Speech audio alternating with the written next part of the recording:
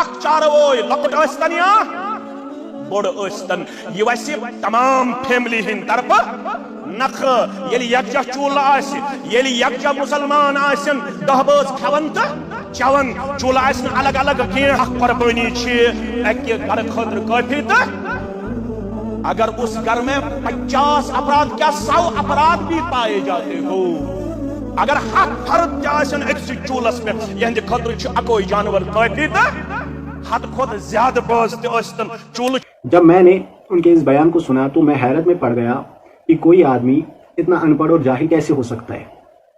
کیونکہ ابن ماجہ میں روایت ہے، حضرت عباس رضی اللہ تعالیٰ عنہ راوی ہے،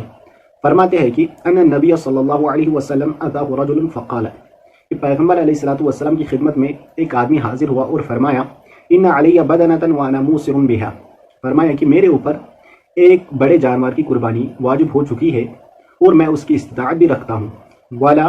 اجدها فاشتریها، لیکن مجھے وہ مل نہیں رہا ہے کہ میں خرید سکوں. کیا فرمایا کہ میرے اوپر ایک بڑے جانور کی قربانی واجب ہو چکی ہے اور میں اس کی استطاعت بھی رکھتا ہوں لیکن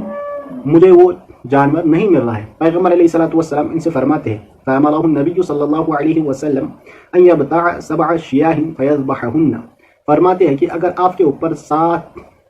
افراد کی قربانی واجب ہو چکی ہے، ایک بڑے جانور کی قربانی واجب ہو چکی ہے، تو آپ 7 شیاہ، آپ 7 بکریاں لائے، فَيَذْبَحَهُنَّ، پھر انہیں قربان کریں. غیر مقلد مشتاق احمد ویری صاحب نے تو 50 آدمیوں کا کہا تھا کہ 50 آدمیوں پر اگر قربانی واجب ہو چکی ہو پھر وہ ایک بکری قربان کرے، وہ 50 آدمیوں کی طرف سے ادا ہو سکتی ہے. لیکن یہاں پر تو پیغمبر علیہ السلام ان سے فرماتے ہیں کہ اگر آپ کے اوپر 7 آدمیوں کی ہی قربانی واجب ہو چکی ہے تو آپ پھر کیا کریں، 7 بکریاں لائے، آپ ایک بکری نہ لائے، آپ 7 بکریاں لائے، پھر انہیں قربان کریں. اور ایک روایت ہے، حضرت جابر رضی اللہ تعالیٰ عنہ فرماتے ہیں نحرنا مع رسول اللہ صلی اللہ علیہ وسلم، فرماتے ہیں کہ نحرنا مع رسول اللہ صلی اللہ علیہ وسلم، ہم پیغمبر علیہ السلام کے ساتھ تھے. کہاں تھے؟ عام الحدیبیہ تھی، ہم پیغمبر علیہ السلام کے ساتھ حدیبیہ کے موقع پہ تھے. تو پیغمبر علیہ السلام نے کیا کیا، البدنۃ عن 7، پیغمبر علیہ السلام نے اونٹ جو ہے وہ 7 آدمی کی طرف سے قربان کیا، والبقرۃ عن 7، جو گائے ہے وہ 7 آدمی کی طرف سے قربان کی. اس مسئلے کی وضاحت حضرت عبداللہ بن عمر رضی اللہ تعالیٰ عنہ فرماتے ہیں.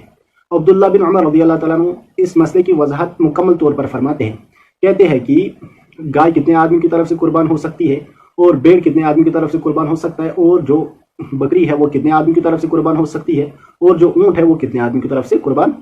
ہو سکتا ہے. اس چیز کی وضاحت حضرت عبداللہ بن عمر رضی اللہ تعالیٰ عنہ مکمل طور پر فرماتے ہیں. حضرت عبداللہ بن عمر رضی اللہ تعالیٰ عنہ فرماتے ہیں البدنۃ عن 7، جو اونٹ ہے وہ 7 آدمی کی طرف سے قربان ہو سکتا ہے، اس میں 7 آدمی شریک ہو سکتے ہیں. والبقرۃ عن 7، جو